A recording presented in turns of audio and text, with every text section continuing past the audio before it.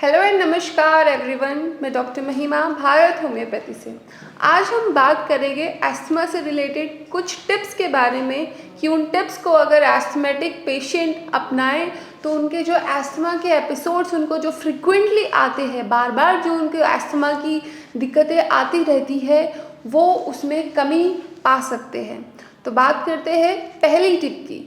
सबसे पहले हमें एस्थमा में जानना होता है कि एस्थमा किस एलर्जिन की वजह से वो पेशेंट को एग्रवेट हो रहा है।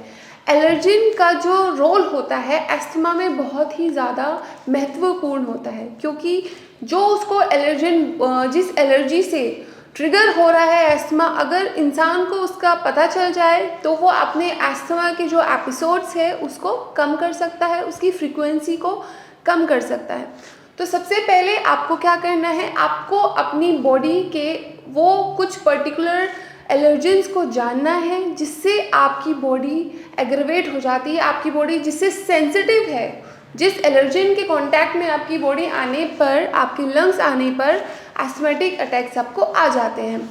तो फर्स्ट है कि कुछ लोग फ्रेगनेंस से सेंसिटिव होते हैं, जैसे कि आपने डिओड्रेंट स्प्रे किया, आपने परफ्यूम स्प्रे किया।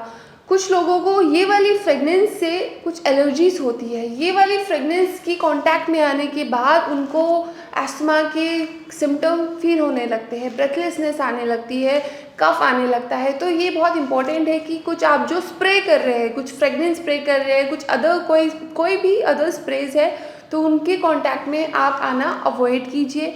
तो ये अपना ये जो फ्रेगनेंस है ये आपका पहला एलर्जन है जो मैं आपको बता रही हूँ कि ये बहुत कॉमन है, इसको अवॉइड कर देते हैं लोग। तो फ्रेगनेंस से आप थोड़ा दूर रहिए।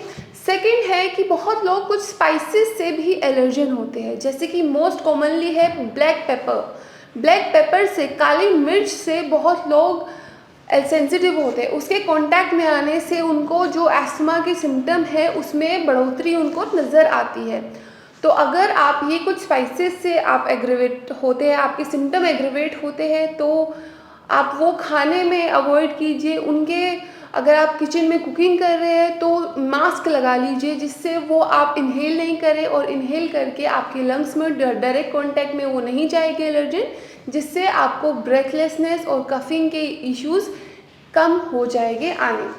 थर्ड है कि बहुत सारे लोग ऑक्यूपेशनल हैज़ार्ड होता है उनको। ऑक्यूपेशनल हैज़ार्ड से मेरा मतलब है कुछ व्यक्ति जिनको एस्थमा है उनके ऑक्यूपेशन से रिलेटेड होता है। सपोज़ मैं आपको एक एग्जांपल देना चाहूँगी।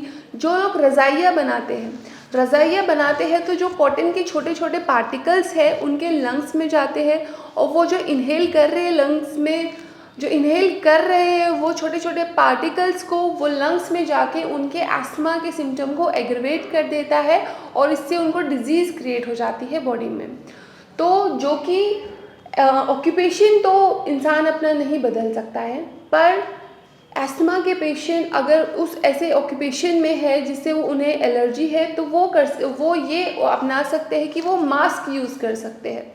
अगर वो मास्क यूज़ करेंगे इससे क्या होगा, जो वो पार्टिकल्स है, जो एलर्जेंट्स है, वो इन्हेल नहीं करेंगे तो एस्थमा के अटैक्स अवॉइड कर सकते हैं। सेकंड, इसमें इस ऑक्यूपेशनल हैज़ार्ड में वो एस्थमेटिक पर्सन अपना सकते हैं कि वो कुछ लुब्रिकेंट्स का यूज़ कर सकते हैं, जैसे कि कोकोनट ऑयल हो गया, मस्टर्ड ऑयल हो गया। वो नोस्ट्रिल्स में उसको अप्लाई करेंगे तो जो पार्टिकल्स जा रहे हैं, वो इन्हेल कर रहे हैं, वो वहीं पर ट्रैप हो जाएंगे, वो लंग्स तक नहीं जाएंगे। लंग्स में जाकर जो एयरवेज है उसको इरिटेट नहीं करेंगे और उनको कफिंग नहीं होगी। तो ये चीज़ों का आप ध्यान रखिए। अब बात करते हैं कि आपको अपने लाइफस्टाइल में भी कुछ ऐसे चेंजेस लाने हैं जिससे आप अपनी जो एस्थमा के सिम्टम है उसमें उसको कम कर सकते हैं। लाइफस्टाइल चेंजेस में आप क्या कर सकते हैं, लाइफस्टाइल चेंजेस में आप ब्रीदिंग एक्सरसाइजेस कर सकते हैं। ब्रीदिंग एक्सरसाइज अगर आप करेंगे तो एस्थमा के केसेस में जो आपके लंग पैसेज, जो एयरवेज है जिसमें ऑब्स्ट्रक्शन आई है, जो कंस्ट्रिक्ट हो गए हैं, जो कंस्ट्रिक्शन की वजह से आपको घुटन महसूस हो रही है, टाइटनेस महसूस हो रही है, कफिंग हो रही है, उसको अगर आप ब्रीदिंग इश्यूज़ करते रहेंगे तो आपको आराम लगेगा, और ओवर टाइम ट्रीटमेंट लेने के साथ ये आपको बहुत ही फ़ायदा देगा। अगर आपको एस्थमा है और अगर आपका एस्थमा बार बार ट्रिगर कर रहा है कुछ एलर्जन की वजह से, तो अभी जो मैंने आपको एलर्जन बताए हैं इनको जानिए, या फिर इससे भी अलग अगर आपकी बॉडी किसी और एलर्जन से सेंसिटिव है तो उस एलर्जन को पहचानिए और उसके डायरेक्ट कांटेक्ट में आने से खुद की बॉडी को बचाइए। तो आप हमसे आकर ओपीडी में विज़िट कर सकते हैं, बिकॉज़ अगर आप हमसे आकर पर्सनली ओपीडी में विज़िट करेंगे तो उससे क्या होगा, हम आपकी प्रॉपर केस टेकिंग करेंगे। प्रॉपर केस टेकिंग से हम आपका रूट कॉज जानेंगे, बिकॉज़ होम्योपैथी में हम इंसान का ट्रीटमेंट तभी करते हैं जब हम उनका रूट कॉज जान लेते हैं। और विदिन 1 मंथ में आपको कुछ ना कुछ अपने एस्थमा के सिम्टम में आपको आराम महसूस होने लगेगा। एस्थमा का जो ट्रीटमेंट है वो लंबा चलेगा, बट आपको 1 मंथ में 2 मंथ में जो आपके सिम्टम है उसमें आपको बहुत आराम फील होगा।